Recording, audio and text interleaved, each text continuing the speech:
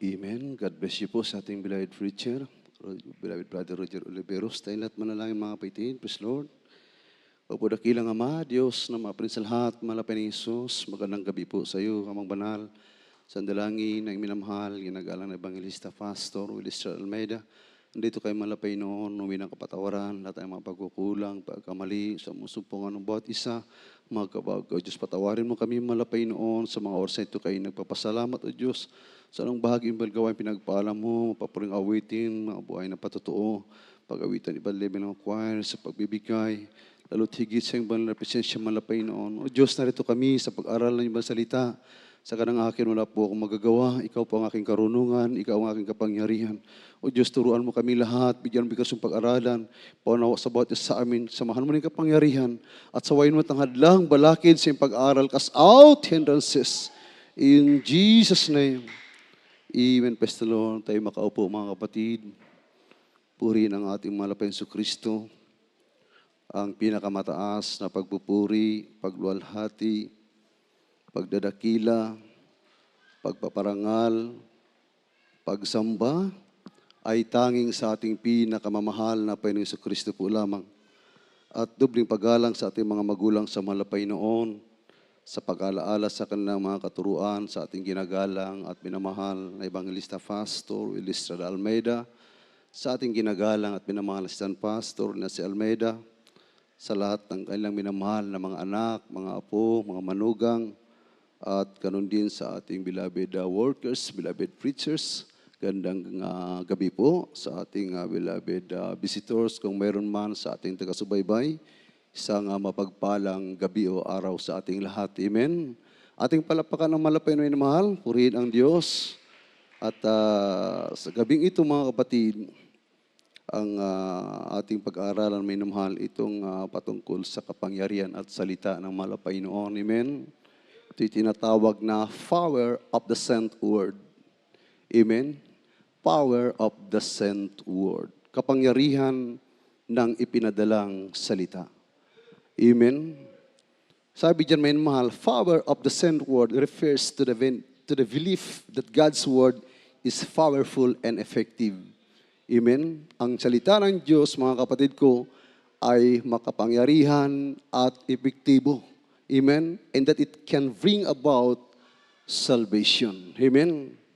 Ang salita ng Diyos, mga kapatid ko, ay makapagbibigay ng kaligtasan sa lahat ng maniniwala sa kanyang banal na salita.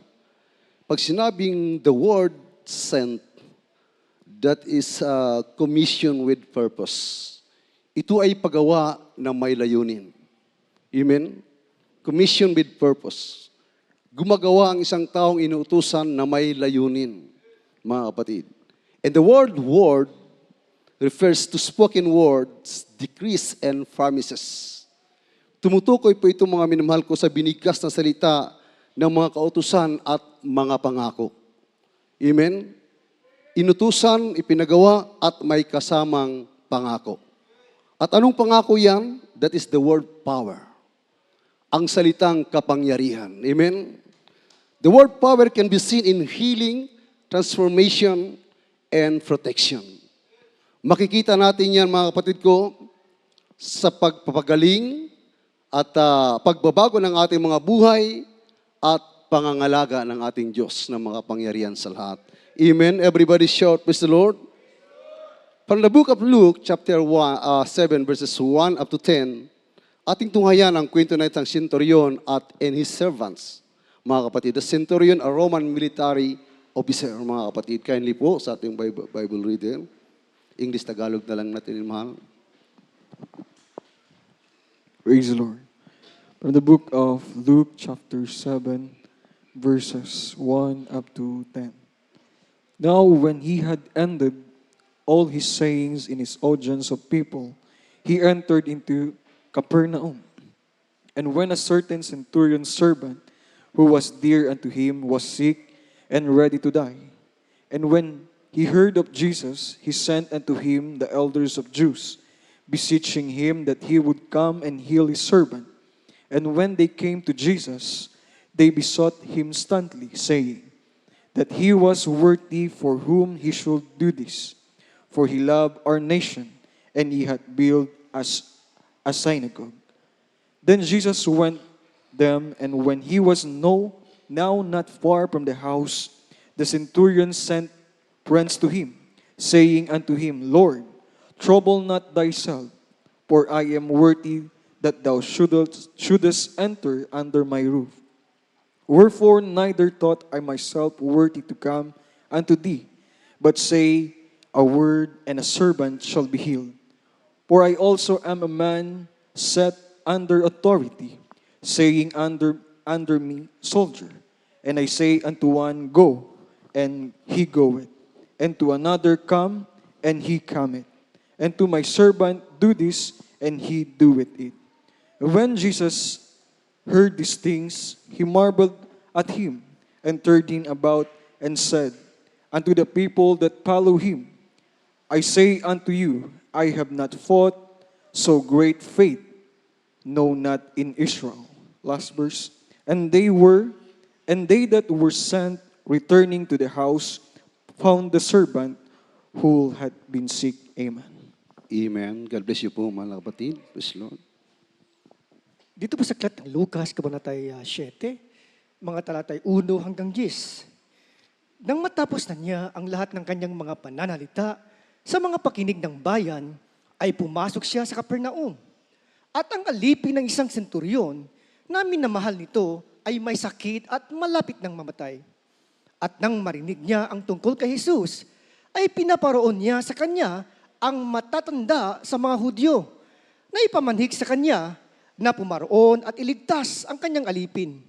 At nang magsidating sila kay Jesus, ay ipinamanhik nilang mapilit sa kanya na sinasabi, karapat-dapat siya na gawin mo sa kanya ito, sapagkat iniibig niya ang ating bansa at ipinagtayo niya tayo ng ating sinagoga. At si Jesus ay sumama sa kanila, at nang siya'y dinalubang malayo sa bahay, ay nagsugo sa kanya ang senturyon ng mga kaibigan na nagsipagsabi sa kanya, Panginoon, huwag ka nang maligalig, sapagkat di ako karapat-dapat na ikaw ay pumasok sa silong ng aking bubungan. Dahil dito'y hindi ko inakalang ako'y karapat-dapat. Praise the Lord. Praise the Lord. Hallelujah. Praise the Lord. Amen. At praise the Lord.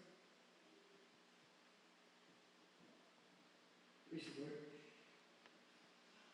So, tayo dito hindi ako inakarapat-dapat man lang pumalyan sa iyo, datapat sa piling mong salita at gagaling ang aking alipin.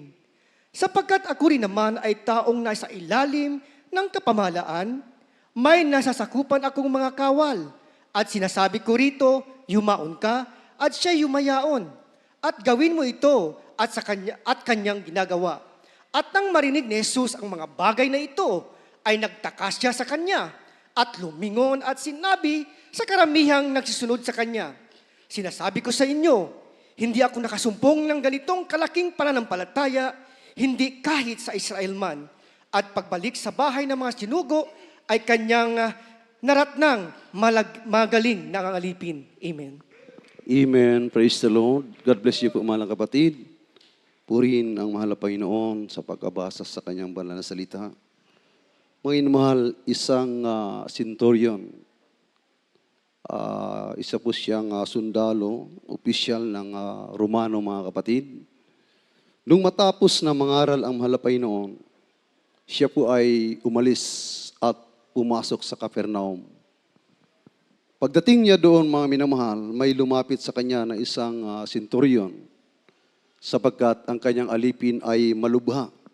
May sakit na ikamamatay, mga kapatid.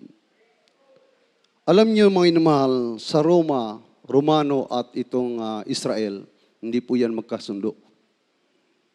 Dahil itong mga Romano walang masyadong galang sa mga Israel, sa Israelites. Pero sa pagkakataong ito, isang centurion ang nagpakita ng kagandahang loob sa mga elder ng Hudyo, mga kapatid. Ipinagtayo niya ng sinagoga, mga minamahal. It is a place of worship where the Jews gathering. Ipinagtayo niya itong mga kapatid, tinayo niya para sa mga Hudyo. Kaya sa isang ganitong uri na ipinakita na kagandang loob ng isang senturyon, mga minamahal, labis ang gagalakan ng mga elder ng mga Hudyo. Kaya nung magkasakit ang kanyang alipin, itong senturyon mismo ang nagkusa. Matapos mangaral ang ating mahal na Panginoong Kristo, narinig niya na ito'y nagpapagaling, mga kapatid. Kaya siya'y lumapit sa ating mahal na Panginoon, inutusan niya. Unang-una, inutusan niya itong elder of Diyos, mga kapatid, na makiusap sa ating mahal na Panginoon. Ang sabi niya dito, nang marinig niya ang tungkol kay Jesus, ay pinaroon niya sa kanya ang matatanda sa mga Hudyo na ipinamanhik sa kanya na pumaroon at iligtas ang kanyang alipin. At sumunod naman yung mga matatanda sa mga Hudyo. At sinabi niya sa ating mahal na Panginoon Kristo, Panginoon, ang taong yan ay karapat-dapat na iyo siyang kumbaga entertainin, mga kapatid. Karapat-dapat mo siyang harapin at pakinggan patungkol sa kanyang kahilingan. Kaya dito, mga minamahal, sa verse 3, inutusan niya dahil nagkaroon ng utang na loob itong matatanda ng mga Hudyo. Saka sa maliit na bagay na ginawa ng Romanong ito ay napakahalaga sa paningin ng mga Hudyo. Ganun po sila tumanaw ng utang na loob, yung mga pinili ng ating mahal na Panginoon. Kaya sabi diyan, mga kapatid, sa verse 4 at 5, at nang magsirating sila kay Jesus, ay pinamanhik nilang mapilit sa kanya na sinasabi, karapat-dapat siya na gawin mo sa kanya ito, sapagkat iniibig niya ang ating bansa at ipinagtayo niya tayo ng ating sinagoga. So ano ang napansin ng matatanda na Hudyo dito, mga inmal? Unang napansin nila sa isang taong matulungin na hindi nila kasundo, na nagbigay ng pagpapahalaga sa kanilang pagsamba sa Diyos, mga kapatid, ito'y tinatawag na worthiness. Amen? Pagiging karapat-dapat ng Romanong ito, ng senturyong ito. Kaya pinipilit nila, sabi nila, Panginoon, karapat-dapat siya na gawan mo nito, na pagalingin mo o kausapin mo, harapin mo ang senturyong ito. Ganun pala, mga kapatid ko, alam naman natin na ang Israel, mga kapatid, ay special na pinili ng ating mahal na Panginoon. Kaya kung sa ikabubuti at patungkol sa kaligtasan, sila po'y pakikinggan ng Diyos. Amen? Kaya, mga kapatid ko, nakita niya yung pagiging karapat-dapat. Amen? Dahil siya ay nagbigay halaga. Pinansin niya yung pangangailangan ng mga Hudyo sa panahon na wala silang salapi upang itayo ang sinagoga, mga kapatid. Tumayo ang senturyon at siya po ang nagkusa. Ginamit niya ang kanyang salapi upang mabigyan ng isang lugar na kung saan sila ay magkakatipon at malaya silang sumamba sa kanilang Diyos. At isang kalugod-lugod na gawain sapagkat pagdating sa verse 6, mga kapatid ko, sabi ng dito, mga kapatid, at si Jesus ay sumama sa kanila at nang siya di nalubhang malayo sa bahay, ay nagsugo sa kanya ang senturyon ng mga kaibigan na nagsipagsabi sa kanya, Panginoon, huwag ka nang maligalig sapagkat di ako karapat-dapat na ikaw ay pumasok sa silong ng aking bubungan. Grabing pagpakumbaba. Dito, mga inamahal, nakita kung napansin ng isang matatanda sa mga Hudyo ang pagiging karapat-dapat ng senturyong ito sa harapan ng ating mahal na Panginoon dahil sa kanyang ginagawa. Ito naman ay opposite, kabaliktaran sa kanyang nakita sa kanyang sarili. Mismo ang senturyon, napansin niya sa kanyang sarili yung tinatawag na unworthiness. Ang hindi niya pagiging karapat-dapat na makaharap ang Diyos. Amen? Kaya sabi niya sa kanyang alipin, halik kayo dito. Paparating na ang ating Panginoon, ang Panginoon ng Israel. Puntahan niyo siya, salubungin niyo siya, at sabihin niyo sa kanya na huwag na siyang tumuloy dito dahil hindi ako karapat-dapat na siya'y pumasok sa aking bahay. Amen? Excuse me, mahal. Grabing pagpakumbaba, mga kapatid. Kaya nakita niya yung tinatawag na unworthiness. Nung hindi pa kalayo, makita niya nung mahala pa yung parating na sa kanyang bahay, mga kapatid. Hindi siya karapat-dapat, nakita niya unworthiness.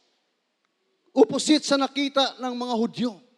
Mga ino, ibig sabihin, yung salitang pagpakumbaba, yung salitang pananampalataya, hindi po napansin ng ating malapaino sa mga Hudyo. Amen? Nakasulat dyan sa huli, bandang huli. Hindi napansin ng ating mahal na Panginoon. Kaya nagulat ang mahal na Panginoon nung marinig niya ito, mga kapatid. Sabi diyan sa 7, dahil dito'y hindi ko inakaalang ako'y karapat-dapat man lamang pumarian sa iyo. Datapat sabihin mo ang salita at gagaling ang aking alipin. Kinilala niya, mga kapatid ko.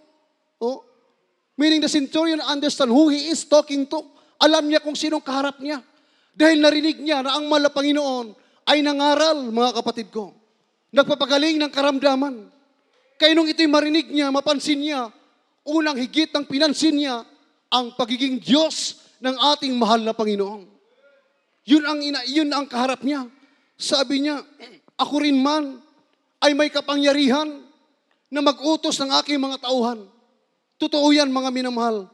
Siya ay may kapangyarihan. Alam niya na ang kaharap niya ay Diyos. Kaya inalis niya yung kanyang kapangyarihan na utusan ang ating mahal na Panginoon. Halos ayaw niyang humarap sa mahal na Panginoon. Ang ginawa niya, mga kapatid ko, sabi niya, minamahal, centurion recognized his unworthiness even though he was an important and respectful person. Alam niya siya ginagalang ng mga Romano. Siya isang opisyal ng mga sundalo. Meron siyang authority and power to command. But sadly speaking, he had no power to heal his servant. Wala siyang kapangyarihan na pagalingin ang kanyang alipin. Kaya he humbled down himself. Nagpakumbaba siya. Dahil kahit alam niya na siya respetadong tao, mataas ang kanyang tungkulin bilang isang opisyal ng sundalo ng Romano, pero wala siyang sapat na kakayahan upang pagalingin ang kanyang alipin. Amen? Pero ang andun sa kanya, mga minamahal ko, ang nandun sa kanya itong pusong mapagpakumbaba at pusong may pananampalataya. Narinig lang niya. Walang nag-share sa kanya. Siya mismo ang nagbukas ng kanyang mga labi upang kausapin ang matatanda sa mga Hudyo. Nakikiusap na hanapan na siya iharap sa ating mahal na Panginoon upang pagalingin, gamutin ang kanyang alipin. Napaka mapagpakumbabang puso, mga kapatid ko. He show a great respect and reverence to God. He understand of who He is. Alam niya kung sino siya. Kung sinabi ng mga tanda sa Hudyo na siya'y karapat-dapat, opposite po ito sa kanyang kaalaman.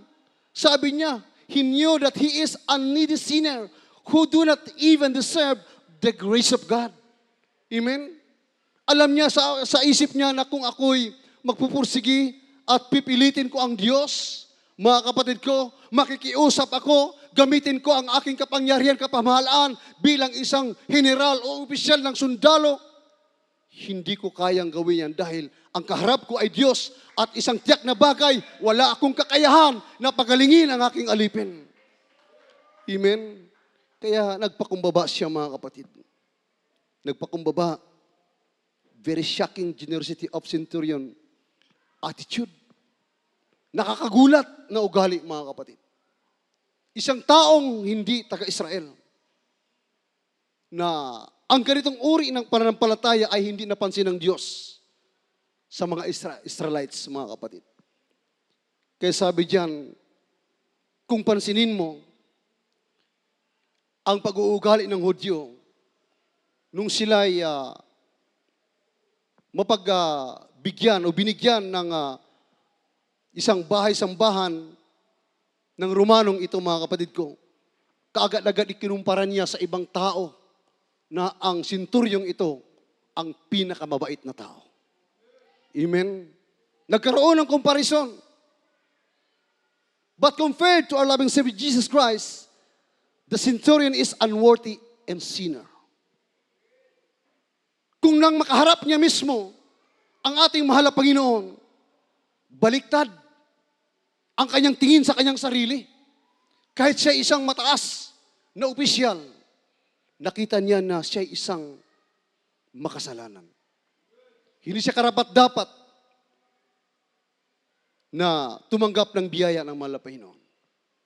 Kaya napakagandang pag-uugali na ipinakita, mga kapatid ko. At sa verse 7 and 9, dahil dito hindi inakalang ako'y karapat-dapat man lamang na pumarian sa iyo, dapat sabihin mo ang salita at gagaling aking alipin. Sapagkat ako rin naman ay taong nasa ilalim ng kapamahalaan at may nasakupan akong mga kawal at sinasabi ko rito, yumaon ka at siya yumayaon. At sa isa, halika at siya'y lumalapit. At sa aking alipin, gawin mo ito at kanyang ginagawa. At nang marinig ni Jesus ang mga bagay na ito, ay nagtaka siya sa kanya at lumingon at sinabi sa karamihang nagsisunod sa kanya, sinasabi ko sa inyo, hindi ako nakasumpong ng ganitong kalaking panampalataya, hindi kahit sa Israel man. Amen? Ating palapakan ang malapay noon. Ang ganitong kalaking pananampalataya, hindi nakikita o napapansin ng malapay noon sa kanyang bayan. Amen? Hindi na napansin.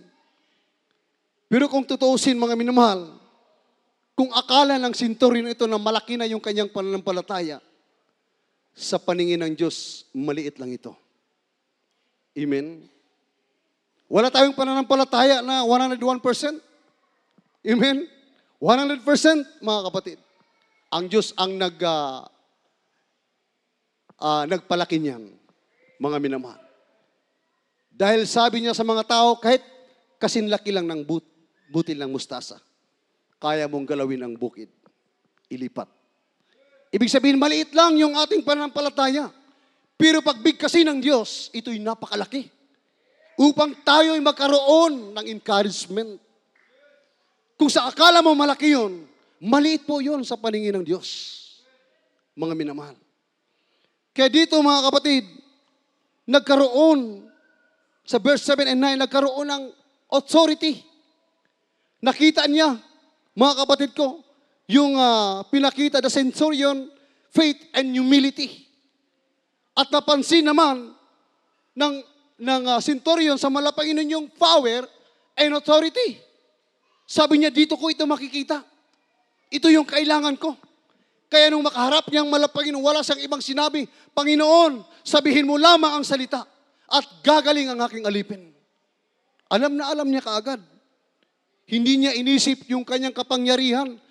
Dahil ang kanyang kapangyarihan ay hanggang mag-utos lang. Hanggang mamahala lang. Pero kung usapang pagpapagaling, pagdiligtas sa karamdaman sa buhay ng tao, pagbabago sa buhay ng tao, wala ito sa kanya. Kaya naisip niya, magpakumbaba. Panginoon, sabihin mo lang ang salita. Gagaling ang aking alipin. Amen? Excuse me po naman.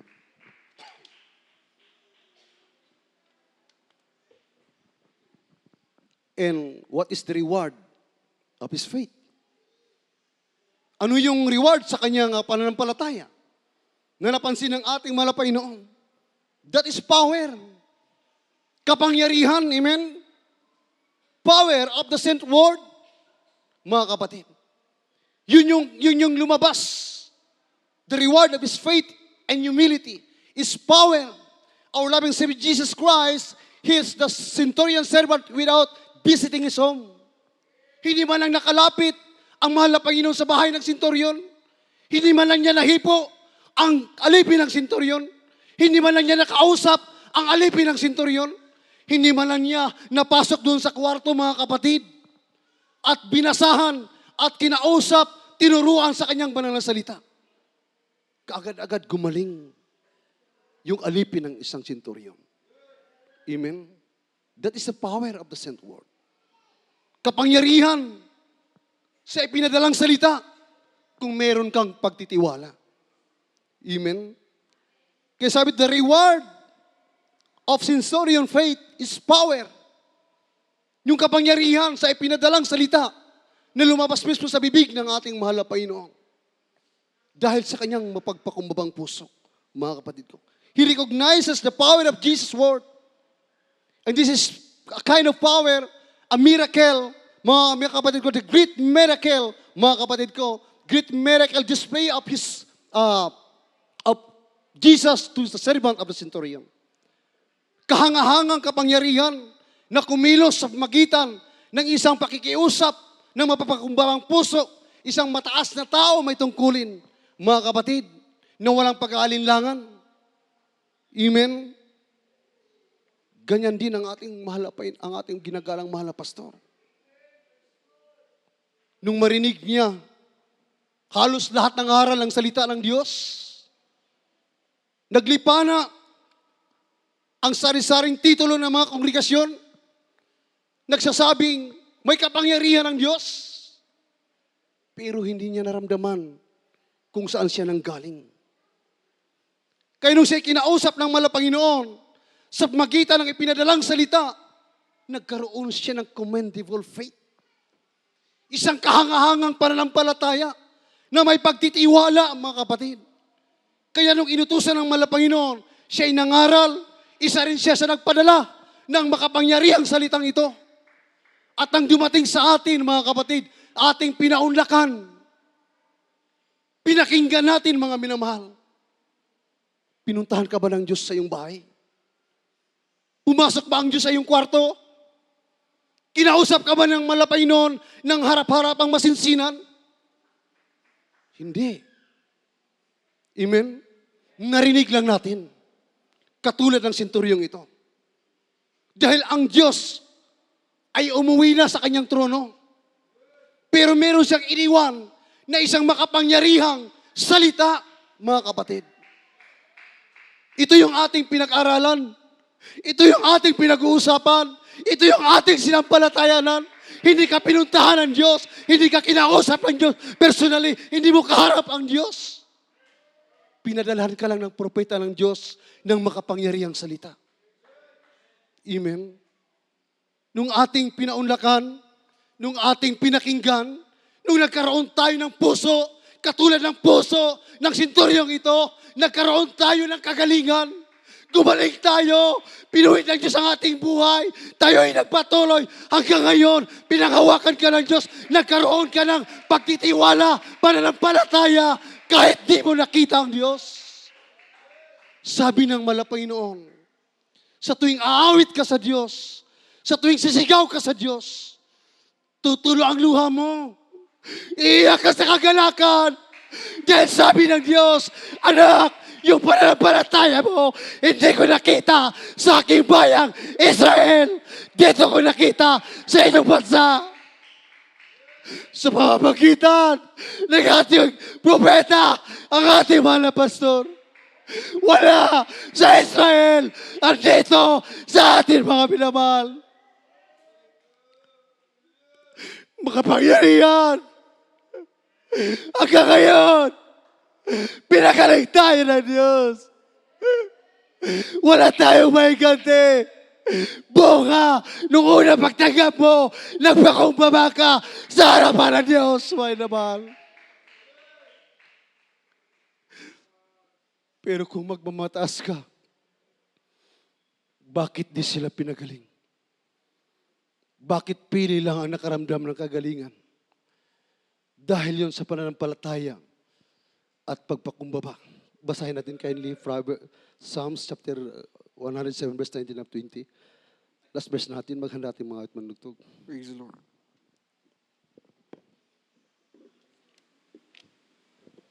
Amen. Praise the Lord. From the book of Psalms chapter 107, verses 19 up to 20. Then they cry unto the Lord in their trouble, and He saveth them out of their distresses. He sent His word and healed them, and delivered them from their destructions. Amen. Amen. God bless you po mga kapatid. Praise the Lord. Ito po sa aklat ng mga awit, Kabanataya 107, talatay 19 hanggang 20. Nang magkagayoy, nagsidaing sila sa Panginoon sa kanilang kabagabagan at iniligtas niya sila sa kanilang kahirapan. Sinugo niya ang kanyang salita at pinagaling sila at iniligtas sila sa kanilang mga ikapapahamak. Praise the Lord. Amen. God bless you, mga lapat. Ihanda pa lang ating last verse, Genesis chapter 12, verse 4. Hindi ako nagkamali. Anong sabi dyan? Nang magkagayoy, nagsidaing sila sa Panginoon sa kanilang kabagabagan at iniligtas niya sila sa kanilang kahirapan. Sinugo niya ang kanyang salita at pinagaling sila at iniligtas sila sa kanilang mga ikapapahamak. Muntik na tayong abutan ng kamatayan, mga kapatid. Muntik na tayong abutan ng kapahamakan. Pero alam ng Diyos na kahit hindi mo pa siya nakilala, ay dumadalangin ka sa Kanya. Sila'y nagsidaing at iniligtas sila ng Diyos. Ipinadala ng Diyos ang Kanyang salita at sila'y pinagaling sa kanilang kapahamakan. Totoo yan, mga minamahal. At yung kapangyarihan, hanggang ngayon, dala-dala ko, dala-dala mo, dala-dala ng bawat isa sa atin. Amen. Hindi ba natin kasama ang Diyos personally? Pero araw-araw, kasama mo pa rin siya. Amen. Sinong may Biblia dyan? Lahat ba?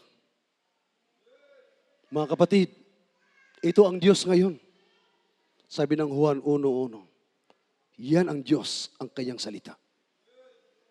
Kaya kahit sa bahay mo man, kung may karamdaman ka, magpuri ka lang, magpakumbaba ka lang, magsisi ka lang, at ibigay mo yung kasinlaki ng buti ng mustasa na pananampalataya, gagaling ka. Amen? Gagaling ka, kapatid. Dahil mismo ang Diyos, kausap mo at kasama mo ngayon. Huwag lang yung cellphone. Lagi natin kasama. Amen? Siyang tiyak na bagay na hindi natin makakapiling ang mahal na Panginoon. Kaya dito, mga kapatid, balik tayo sa story between Israel and Philippines. In the 1930s and 1940, Filipinos began helping Jewish people before and during World War II in 1937. Nakatulong tayo sa bansang Israel. Yung mga refugees nila, mga kapatid ko, the Philippines began admitting Jewish refugees from Shanghai Ghetto, Japan. Nung magkaroon ng digmaan, sila'y tumawid, traversing in the Philippines. At kinupkup natin sila, mga minamahal. Marami sila. Kinupkup sila ng bansang Pilipinas. 1939, under the President of Manuel L. Quezon and U.S. High Commissioner Paul V. McNutt worked together to admit over 1,200 Jewish refugees in the Philippines. Kinupkup natin sila, mga minamahal. Binigyan sila ng shelter, matirahan sa Marikina, housing community for refugees in Marikina. Kaya hindi nagkamali ang Diyos kung saan niya ipinadala ang kanyang makapangyarihang salita. Amen? At hanggang ngayon, sa ganyang uring katiting na tulong na naranasan ng bansang Israel, ito'y pinahalagahan ng Diyos sa kanyang paningin. Kaya nung sumibol ang Ebanghelyo dito sa ating lugar, sa ating bansa, ang daming pinagpala. Ang daming nagkaroon ng extension. Ang buhay. Pinagaling, pinayaman ng Diyos ayon sa kanyang kalooban. Dahil sa makapangyarihang salita at dahil sa inaalaala ng Diyos, hindi kinalimutan ng Diyos yung naitulong natin sa bansang Israel. Mga kapatid. Last verse natin, Genesis, kindly po. Chapter 12, verse 3. Praise the Lord. From the book of Genesis chapter 12, verse 3. And I will bless them that bless thee, and curse him that curseth thee, and thee shall all families of the earth be blessed. Amen. Amen. God bless you po mga kapatid. Mga dapat ang mga awit at manunugtog. Dito po sa aklat ng Henesis, Kabanatay 12, talata po ay 3. At pagpapalain ko ang mga magpapala sa iyo, at susupain ko ang mga susumpa sa iyo, at pagpapalain sa iyo ang lahat ng angkan sa lupa. Amen. Amen. God bless you mga kapatid. Ating palapakan ng mga Panginoon. Purihin ang Diyos sa pagkabasa sa kanyang salita. Anong sabi diyan? Ang magpala sa Israel, pagpapalain din ng Diyos. Ang susumpa sa Israel, susumpain din ng Diyos. Napansin ba ninyo ang kanilang mga kaaway ngayon na ayaw makipagkasundo sa bansang Israel? Sila'y pinupugnaw ng apoy. Araw-araw tumatangis sila ng kapayapaan. Araw-araw sila'y nanikluhod, hinahanap ang kapayapaan sa magulong mundong ito.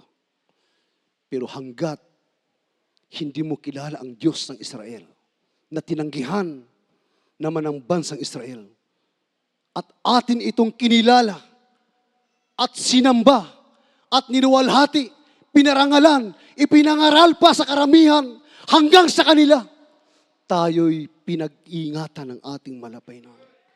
Tayo'y sinasamahan ng Diyos, maging mga mahal natin sa buhay. Sa oras na sila'y nasa peligro, mga kapatid, nakikita ng Diyos ang iyong pagluhod, nakikita ng Diyos ang iyong pagtangis, mga minamahal. Kaya wag tayong sumubok na tumalikod. Kung nag-iisa ka lang na naglilingkod dito at wala pa yung mga mahal mo sa buhay, alam niyo mga minamahal niyo lang iniisip ko, araw-araw, sabi ko, Panginoon, maliligtas kaya sila, mga Muslim sila, Panginoon. Pero sa tuwing basahin ko, ang miracle na yan, ang Diyos ay mapakimala pala, ang Diyos ay makapangyarihan pala. Alam ko, darating ang araw, makakasama ko rin sila, makakapiling ko rin sila, kasama ko rin sila sa pagpupukay, sa pagluwalhati, sa pagpaparangal sa Diyos, mga kapatid. Dahil bawat tao, alam nila kung paano parangalan ang Diyos, mga inamahal. Dahil ang Diyos ay makapangyarihan. May makapagligtas sa bawat isa sa atin. Kaya huwag nating sumuking lumayo sa mahal na Panginoon. Wala tayong magagawa, ay naman.